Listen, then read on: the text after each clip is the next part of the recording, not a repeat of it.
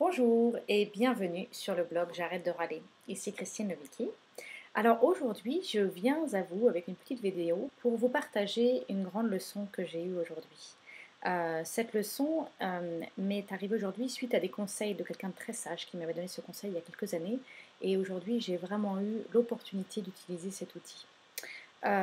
Cette leçon que j'ai appris de mon ami Thierry il y a quelques années, c'est que quand quelque chose nous énerve très très fort, quand quelqu'un nous énerve très très fort et un peu active quelque chose en nous de très très énervant, plutôt que de râler ou de crier et de pousser la personne au loin pour qu'elle se retire avec nos mots, avec notre ton, avec notre colère, de plutôt à ce moment-là changer complètement de perspective et amener la personne à nous et au contraire faire un point d'honneur à vraiment connecter de manière plus profonde avec cette personne.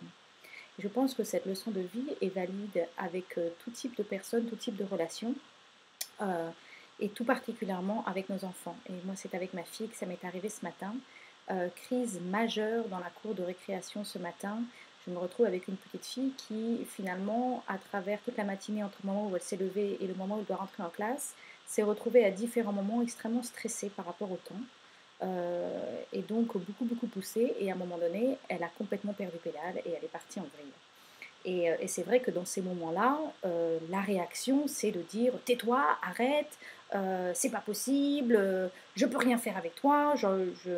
Peut-être que même par le passé, j'aurais pu avoir envie de donner une claque, même si c'est quelque chose que je n'ai jamais fait sur mes enfants, mais j'ai senti en moi ce désir d'arrêter cette situation que je trouvais insupportable.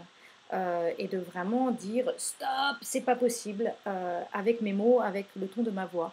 Et je me suis rappelé cette voix sage et je me suis dit, bon, bah, finalement, dans cette situation, c'est tellement incontrôlable que la stratégie, ça va plutôt de m'ouvrir, d'accepter cette personne et de vraiment connecter à un niveau plus profond avec elle et l'accompagner, finalement, rentrer dans sa douleur, rentrer dans sa frustration pour ensuite pouvoir en sortir.